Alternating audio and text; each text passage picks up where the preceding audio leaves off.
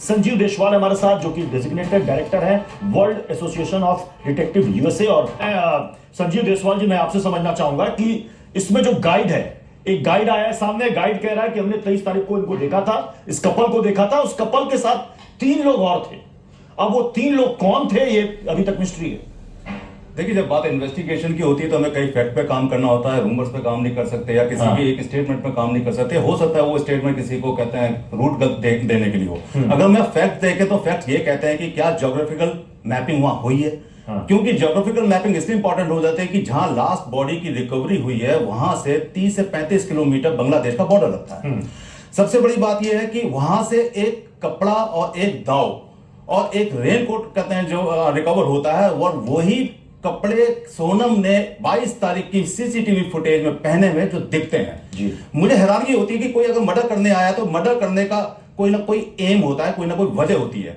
एक हत्यारा वहां पे अपना दाव भी छोड़ जाता है, सोनम के कपड़े भी छोड़ जाता है, और कहते हैं स्कूटी के अंदर चाबी भी लगी रह जाती है, स्कूटी की चाबी वहां रह जाती है। ये सारी की सारी जो लेकिन बॉडी से सोने की अंगूठी गायब है और सोने की चेन गायब है। देखिए, इसमें कोई दो राय नहीं है कि जब मर्डर किया जाता है वहां पे कई बार मिसगाइड करने के लिए, प्लांटेड करने के लिए इस तरीके की हरकतें की जा सकती है। ऐसा लगे कि ये लूटपाट के लिए एग्जैक्टली, क्योंकि अगर ये लूटपाट होती, सिर्फ लूटपाट होती, तो फिर वहां पे जो चाबी थी वो चाबी कहते हैं सब्जेक्ट की जेब में होनी चाहिए थी, जिसका मर्डर हुआ है उसकी जेब के अंदर होनी चाहिए थी, ना कि स्कूटी के आसपास मिलनी चाहिए थी। सोनम के कपड़े वहां नहीं मिलने चाहिए थे, क्योंकि अगर सोनम को लगा कि हमने इसको लूटपाट कर लिया, या तो हम सोनम का कत्ल कर दें या सोनम को हम ह्यूमन ट्रैफिकिंग के दौरे में ले जाएं। तो अगर ह्यूमन ट्रैफिकिंग के लिए 35 किलोमीटर के बांग्लादेश बॉर्डर की तरफ जाना चाहते तो उसके वहां कपड़े क्यों उतार के रखे गए?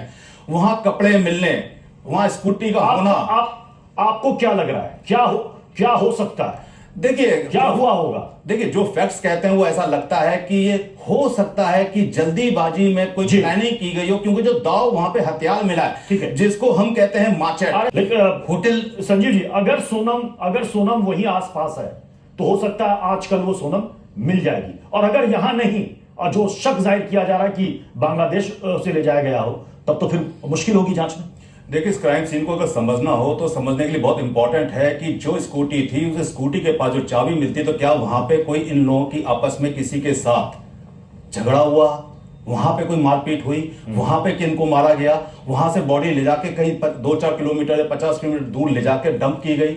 क्योंकि इस लाइन के, इस इन्वेस्टिगेशन में सबसे ज्यादा इंपॉर्टेंट है कि वहां चाबी कैसे गिर गई। एक बात जो लोगों के दिमाग में भी है कि अगर सामान्य लूटपाट है, दोनों ने मान लीजिए उस लूटपाट का विरोध किया, तो मारना होता तो वो दोनों को मार देते, दोनों की बॉडी वहां मिलती। लेकिन एक का मिलना, एक मिसिंग, इसीलिए थोड़ा रहस्य गहरा। इसमें इंपॉर्टेंट ये है ना कि कहते हैं मैं कोई भी एक आम आदमी हो कि घूमने गया अपनी वाइफ के साथ, तो वो पहले स्कूटी बंद करेगा, सीधी चाबी जेब में डालेगा। सीधी चाबी जेब में डाली, जो लोग कह रहे हैं कि 3 आदमी उनके पीछे थे, क्या उन लोगों के साथ उनकी झड़प हुई या फिर वो उनको फॉलो कर रहे थे लूटपाट के लिए? क्योंकि उस राजा ने काफी ज्वेलरी पहन रखी